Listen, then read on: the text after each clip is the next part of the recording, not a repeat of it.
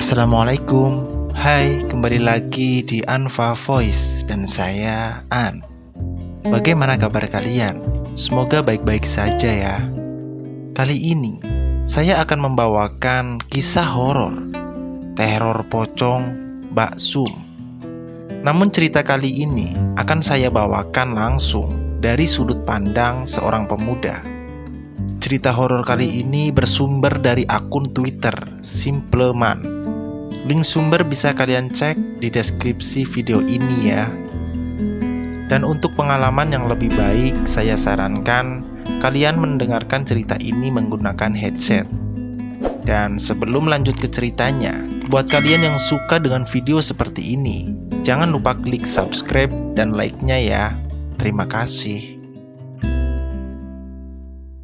Waktu itu, hari mulai petang. Temen gue, si Adi, tiba-tiba bilang sesuatu yang ganjil. Bro, lu gak pulang? Bentar lagi maghrib loh. Gue bingung, karena gak biasanya Adi atau teman-teman gue yang lain nyuruh pulang di saat maghrib. Saat maghrib adalah waktu yang tergolong sore bagi gue. Gue perhatiin teman-teman yang lain setuju. Gue memang kalau main biasanya ke desa tetangga, sebuah desa yang terletak di sebelah timur desa gue berada. Waktu itu gue masih SMK dan jalanan belum diaspal sama sekali. Jadi kalau naik sepeda mesti ngerasain keranjalnya batu kerikil. Desa gue dan desa tetangga satu kecamatan, hanya terpisah oleh sungai kecil dan sebuah pemakaman. Ya, pemakaman. Pemakaman ini khusus untuk desa gue dan desa tetangga. Jadi bisa dibilang ini adalah pemakaman satu-satunya dan untuk bersama. Karena teman gue juga bergegas mau pulang, akhirnya gue ngalah. Gue pun pulang. Meski sebenarnya gue masih mau main dan bercengkrama, karena gue jarang sekali ketemu mereka di sela kesibukan gue sekolah. Di sepanjang jalan yang dipenuhi rumah warga, gue baru sadar semua rumah tertutup. Menurut gue ini aneh. Gak biasanya jam sore seperti ini semua rumah warga sudah tutup. Bahkan beberapa rumah sudah mematikan lampu teras. Pos kamling yang berada di ujung desa yang biasanya ramai oleh bapak-bapak ngerumpi kosong. Gue tetap ngayuh sepeda dan masih memperhatikan rumah-rumah warga. Penerangan di jalan gak terlalu bagus, hanya dari lampu-lampu para warga. Tanpa gue sadari, gue sudah mau keluar desa dan memasuki jembatan yang di bawahnya dialiri sungai. Di sini akhirnya gue ketemu sama seseorang. Dari jauh, memang gue melihat siluet seseorang berdiri mau menyeberang jembatan. Tapi dia cuma diem. Gue pikir mungkin lagi nunggu gue, karena memang jembatannya sempit dan gak bisa dipakai untuk dua jalur. Semakin gue deket, perasaan gue tiba-tiba gak enak. Seolah tiba-tiba ada angin dingin. Begitu sudah dekat dengan jembatan, gue dapat lihat dengan jelas siapa yang berdiri di sana. Rupanya Mbak Sum. Semua orang tahu siapa Mbak Sum. Beliau adalah warga desa tetangga tempat gue main sebelumnya. Gak ada pecel yang seenak buatan Mbak Sum. Itulah kenapa beliau sangat terkenal. Begitu kami papasan, gue menyapa beliau seperti gue menyapa warga, sebagai sopan santun, sebagai masyarakat Jawa yang tahu tata krama. Monggo. Tapi Mbak Sum tidak menjawab salam gue. Beliau cuma berdiri, matanya kosong melihat jalan menuju pemakaman. Gue pikir mungkin beliau tidak dengar salam gue. Jadi gue lanjut masuk ke jalur pemakaman. Meski pemakaman, gue udah sering lewat sini. Karena emang cuma ini akses jalan menuju desa sebelah, kecuali mau muter lebih jauh lewat pabrik gula. Anehnya, petang ini gue gak lihat ada yang lewat. Aneh. Seharusnya banyak orang lewat di sini selain gue, karena akses di sini yang paling dekat. Gue berusaha gak mikir macem-macem. Jadi gue masuk ke area pemakaman. Gue juga gak lupa buat ucap salam, karena gue percaya ada kehidupan setelah kematian, menurut apa yang gue percayai. Gemerincing rantai sepeda gue terdengar. Perasaan gue jadi gak enak. Kalau begini, biasanya sepeda gue mau los atau lepas rantainya. Gue cuma batin, jangan di sini losnya. Nanti aja di rumah warga. Dasar apes. Rantai sepeda gue los beneran. Gue mengumpat keras-keras, jancuk. Tapi begitu sadar gue ngumpat di pemakaman, nyali gue langsung ciut. Gue buru-buru benerin rantai sepeda gue. Gue lihat depan belakang masih belum lihat ada orang lewat. Kalau saja itu bukan sepeda satu-satunya, pasti sudah gue tinggal. Di sela gue benerin sepeda, gue dengar suara seperti suara burung. Gue lihat sekeliling. Suaranya semakin lama semakin terdengar jelas. Di sini mau gak mau, gue akhirnya ngelihat ke area pemakaman. Pemakamannya sendiri terpisah dari jalan utama oleh tembok setinggi dada orang dewasa. Waktu gue berdiri, gue bisa lihat rentetan batu nisan dan pohon Kamboja di sampingnya. Tapi ada yang menarik perhatian gue. Seperti di balik salah satu pohon Kamboja, ada yang sedang mengintip melihat gue. Gue menyipitkan mata, berusaha memperhatikan. Sebelum seseorang menggertak bahu gue berjingkat saking kagetnya. Tapi begitu gue tahu siapa yang menggertak gue jadi lega. "Ngapain kamu di sini maghrib-maghrib seperti ini?" katanya. Beliau adalah Pak Imam, juru penjaga makam ini, yang rumahnya tepat di gerbang masuk makam desa gue berada. "Rantai saya lepas, Pak," gue bilang polos. Beliau memperhatikan sekeliling, mimik wajahnya panik. "Ya udah, sini tak bantuin." Beliau membantu membenarkan rantai gue.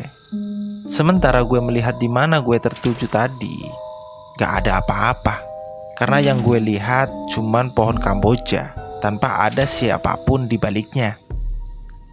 Begitu rantainya sudah terpasang, Pak Iman segera bilang dengan nada terkopoh-kopoh, "Sudah, cepat pulang. Jangan lupa bersihin badanmu. Jangan keluar-keluar lagi ya." Gue cepat mengayuh buat pulang. Sementara Pak Iman pergi lagi dengan senter tua di tangannya. 1 minggu setelah kejadian itu, gue ketemu sama Adi di gor yang biasa digunain buat olahraga. Gue sama Adi emang beda sekolah. Dan seperti yang gue bilang, gue jarang main ke desa sebelah, meski desa kami bertetangga. Adi sendiri teman gue waktu SD. Gue basa-basi ngobrol sambil minum es. Dan ketika ngobrol, tiba-tiba gue ingat kejadian petang itu. Gue ceritain semua kepada Adi, mulai dari rumah warga sampai kejadian di pemakaman yang menurut gue serem itu. Tapi gue lupa detail ceritanya waktu gue ketemu Mbak Sum. Awalnya Adi gak tertarik dengan cerita gue, dan soal rumah udah dikunci itu adalah hal yang lumrah terjadi. Gue tahu, kayaknya Adi nutupin sesuatu. Gue juga cerita, kalau di pemakaman kayak lihat ada orang ngintip gue dari balik pohon Kamboja sebelum Pak Iman datang. Adi masih gak tertarik. Sampai akhirnya gue cerita, gue ketemu Mbak Sum di jembatan di atas aliran sungai antar desa. Di saat itu gue tahu Adi tampak pucat dan lihat gue dengan tatapan ngeri. Adi gak ngomong apapun. Kemudian dia pamit karena dia kudu balik ke sekolah. Gue gak penasaran sama sekali, karena emang semua rentetan kejadian gak ada yang perlu dibikin penasaran. Sampai akhirnya ketika gue di rumah dan nyokap bilang gak masak, gue usul sama nyokap, beli pecelnya Mbak Sum aja mak. Nyokap gue cuman lihat gue dengan tatapan bingung. Loh, kamu gak tahu? Kata nyokap. Tahu apa mak? Kata gue. Mbak Sum udah meninggal 1 bulan yang lalu. Innalillahi. Gue cuman batin karena gue baru tahu sekarang. Jujur aja, gue itu orangnya emang interaksi sosialnya kurang. Jangankan tetangga desa, tetangga sendiri gue kadang lupa namanya. Gue masih gak percaya dengan apa yang gue baru dengar. Sampai gue baru ingat, kejadian gue ketemu Mbak Sum bukannya seminggu yang lalu. Gue kaget. Gue tanya nyokap, apa gak salah soal kapan meninggalnya Mbak Sum?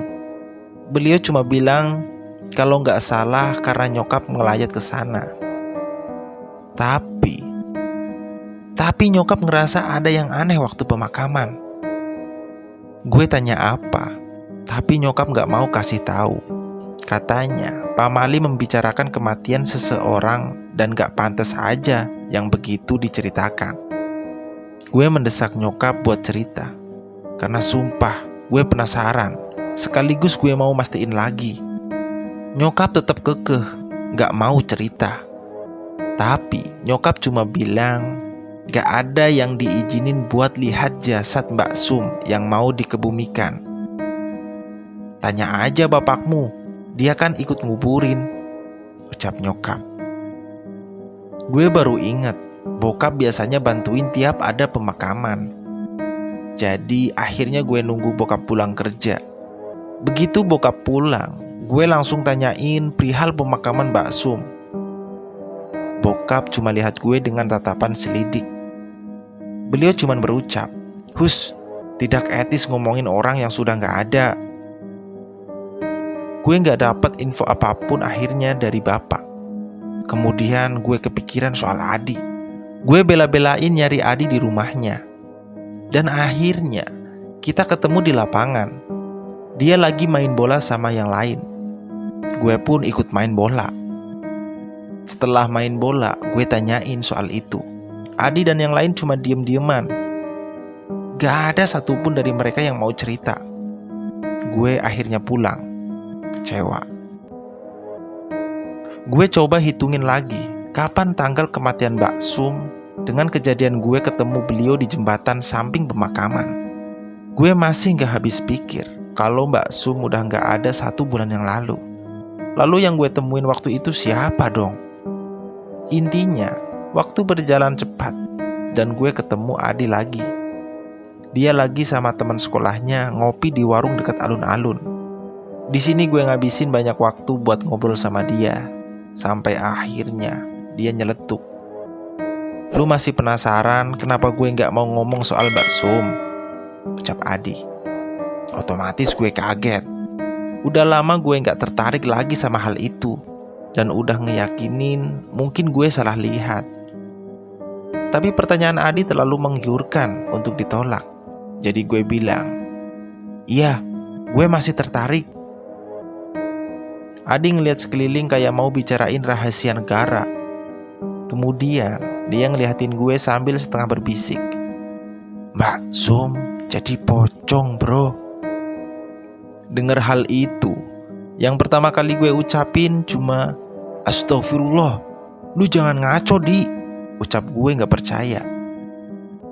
Adi nyanggah ucapan gue dan bilang, kalau 40 hari setelah kematian Mbak Sum, di desanya diteror oleh pocong yang menyerupai wujud Mbak Sum. Di sini gue cuma diam ngedengerin Adi nyeritain semua informasi dan pengalaman-pengalaman semua warga kampung yang ngelihat dengan mata sendiri.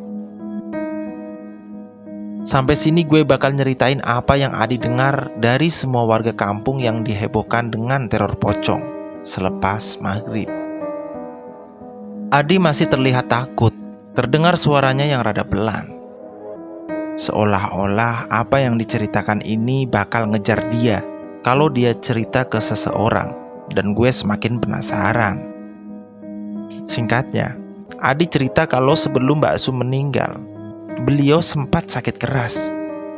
Nah, di sini Adi juga nggak tahu karena dia nggak ikut jenguk. Yang jenguk cuman ibu-ibu atau tetangga sekitar. Masalahnya, rumor yang Adi dengar, sakitnya Mbak Sum itu nggak umum, alias ganjil. Kalau dia dengar dari nyokap dan bokapnya sendiri, di mana Adi curi dengar waktu mereka ngobrol.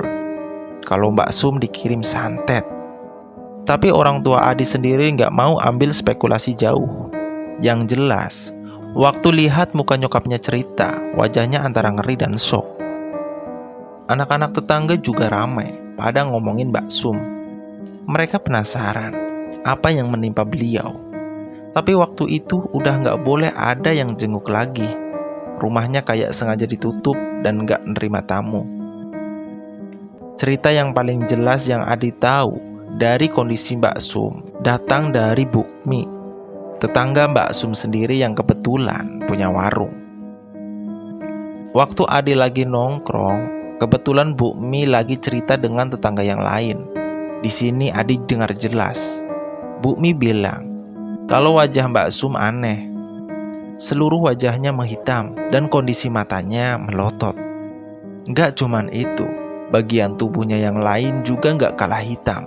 Ada luka semacam lepuh dan juga dipenuhi nanah. Mbak Sum cuma meraung nahan sakit. Semua orang yang lihat katanya gak bisa ngomong apa-apa. Keluarga Mbak Sum sendiri juga gak bisa berbuat apa-apa. Kabarnya mereka udah sempet manggil orang pinter. Anehnya di sini, beberapa orang pinter baru lihat rumahnya. Ada yang langsung balik, bilang kalau dia nggak mampu. Ada yang sempat masuk, tapi kemudian pamit. Katanya dia nggak bisa berbuat apa-apa. Dan yang kabarnya sampai ada yang didatengin dari luar kota, cuma menggeleng. Keluarga akhirnya menyerah dan mulai pasrah. Hampir semua tetangga yang sudah berkeluarga tahu hal itu. Tapi mereka sepakat gak bongkar rahasia ini, terutama agar orang luar kampung gak tahu. Tapi yang namanya mulut orang-orang, kadang berita seperti ini menyebar begitu cepat. Di sini gue mikir, apa jangan-jangan bokap gue juga tahu soal gini, dan nyokap juga. Tapi mungkin mereka gak mau ceritain ke gue. Jujur aja, waktu Adi cerita bulu kuduk gue merinding, padahal hari masih siang. Gue gak tahu ada kejadian seheboh ini di desa tetangga. Tepat setelah setengah bulan kurang lebih, Mbak Sum menderita. Akhirnya keluarga mengatakan beliau meninggal.